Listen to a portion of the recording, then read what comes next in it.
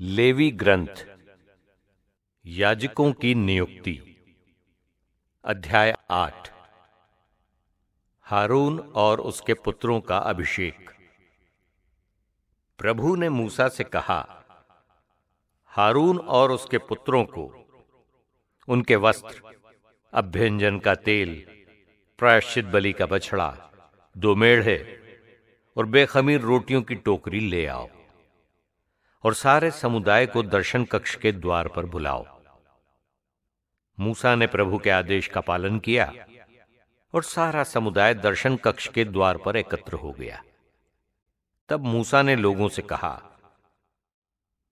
हम जो करने वाले हैं वो प्रभु के आदेश के अनुसार है। इसके बाद मूसा ने हारून और उसके पुत्रों को पास बुलाया और उन्हें जल से नहलाया। उसने हारून को कुर्ता पहनाया, कमरपट्टी बांधी और अंगरखा पहनाया। इसके बाद उसने उसे एफोद पहनाया और उसके ऊपर कमरबंद बांधा। उसने हारून पर वक्ष पेटिका रखी और उसमें उरीम और तुम्मीम डाले। उसने हारून के सिर पर पगड़ी बांधी और उस पर सामने की ओर स्वर्ण पुष्प, पवित्र किरीट लगाया, जैसा कि प्रभु ने मूसा को आदेश दिया था। इसके बाद मूसा ने पवित्र स्थान और उसकी सब वस्तुओं को पवित्र करने के लिए उनका अभ्यंजन तेल से विलेपन किया। उसने पवित्रीकरण के लिए वेदी पर 3 बार कुछ तेल छिड़का तथा वेदी एवं उसकी वस्तुओं पर और चिलमची एवं उसकी चौकी पर तेल का विलेपन किया। उसने हारून के सिर पर भी अभ्यंजन का कुछ तेल उंडेला और उसे पवित्र करने के लिए उसका अभ्यंजन किया। इसके बाद मूसा ने हारून के पुत्रों को पास बुलाया, उन्हें कुर्ता पहनाया, कमरपट्टी बांधी और पगड़ी पहनाई, जैसा कि प्रभु ने मूसा को आदेश दिया था। तब मूसा ने प्रायश्चित बलि के लिए बछड़ा ले आने को कहा। हारून और उसके पुत्रों ने पशु के सिर पर अपने हाथ रखे। मूसा ने उसका वध किया और अपनी उंगली से वेदी के सींगों पर कुछ रक्त लगाया, जिससे वो पाप के दोष से मुक्त हो जाएं। उसने शेष रक्त वेदी के निचले भाग पर उंडेला। इस प्रकार मूसा ने उसके लिए प्रायश्चित विधि संपन्न कर उसे पवित्र किया। तब मूसा ने आंतड़ियों के आसपास की चर्बी, जिगर की झिल्ली, गुर्दे और उन पर की चर्बी निकालकर ये सब वेदी पर भस्म कर दिया। उसने बछड़े की खाल, मांस और आंतड़ियों को शिविर के बाहर जला दिया, जैसा कि प्रभु ने मूसा को आदेश दिया था। तब उसने होम बलि के लिए मेढ़ा ले आने को कहा। हारून और उसके पुत्रों ने मेढ़े के सिर पर अपने हाथ रखे। मूसा ने उसका वध किया और उसका रक्त वेदी के चारों ओर छिड़का। उसने मेढ़े के टुकड़े टुकड़े कर दिए। मूसा ने उसके सिर, टुकड़ों और चर्बी को जला दिया। उसने उसकी आंतड़ियां और टांगें पानी से धो दी। तब मूसा ने संपूर्ण मेढ़े को वेदी पर जला दिया। ये होम बलि थी, एक सुगंध युक्त चढ़ावा जो प्रभु को प्रिय है। प्रभु ने मूसा को ऐसा आदेश दिया था। तब उसने दूसरे मेढ़े, अभिषेक बलि के मेढ़े को ले आने को कहा। हारून और उसके पुत्रों ने मेढ़े के सिर पर अपने हाथ रखे। मूसा ने उसका वध किया और उसका कुछ रक्त हारून के दाहिने कान की लौ, दाहिने हाथ के अंगूठे और दाहिने पांव के अंगूठे पर लगाया।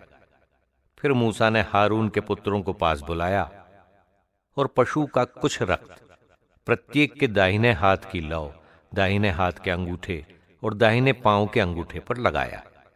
मूसा ने शेष रक्त वेदी के चारों ओर छिड़का। तब उसने चर्बी, मोटी पूंछ, आंतड़ियों के आसपास की चर्बी, जिगर की झिल्ली, गुर्दे और उन पर की चर्बी और दाहिनी जांघ को लिया। उसने प्रभु के सामने रखी बेखमीर रोटियों की टोकरी से 1 रोटी, एक तेल मिश्रित पूरी और एक चपाती निकाली और उन्हें चर्बी और जांघ के पास रखा। उसने इन सब को हारून और उसके पुत्रों के हाथों में दिया, जिससे वे उन्हें प्रभु के सामने हिला हिलाकर अर्पित करें। इसके बाद मूसा ने उन्हें उनके हाथों से लेकर होम बलि के साथ वेदी पर जला दिया। ये अभिषेक की बलि है, एक सुगंध युक्त चढ़ावा जो प्रभु को प्रिय है। मूसा ने सोना लिया और उसे प्रभु के सामने हिला हिलाकर अर्पित किया। यह अभिषेक बलि का वो भाग है जिस पर मूसा का अधिकार है, जैसा कि प्रभु ने मूसा को आदेश दिया था।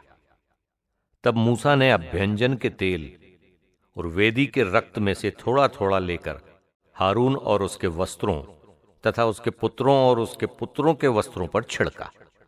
इस प्रकार उसने हारून और उसके वस्त्रों तथा उसके पुत्रों और उनके वस्त्रों का अभिषेक किया।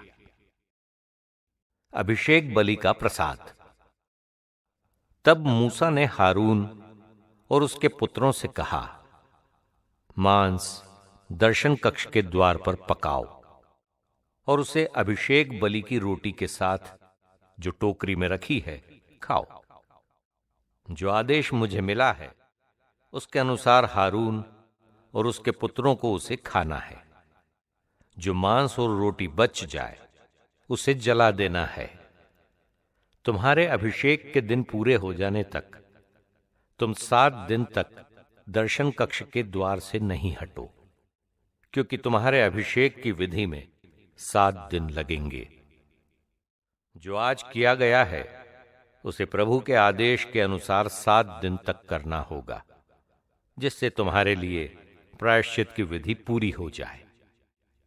तुम 7 दिन तक दिन रात दर्शन कक्ष के द्वार पर उपस्थित रहोगे। इस प्रकार तुम प्रभु के आदेश का पालन करोगे और तुम्हारी मृत्यु नहीं होगी। मुझे ये आदेश मिला है। प्रभु ने मूसा द्वारा जो आदेश दिए थे, हारून और उसके पुत्रों ने उन सब का पालन किया।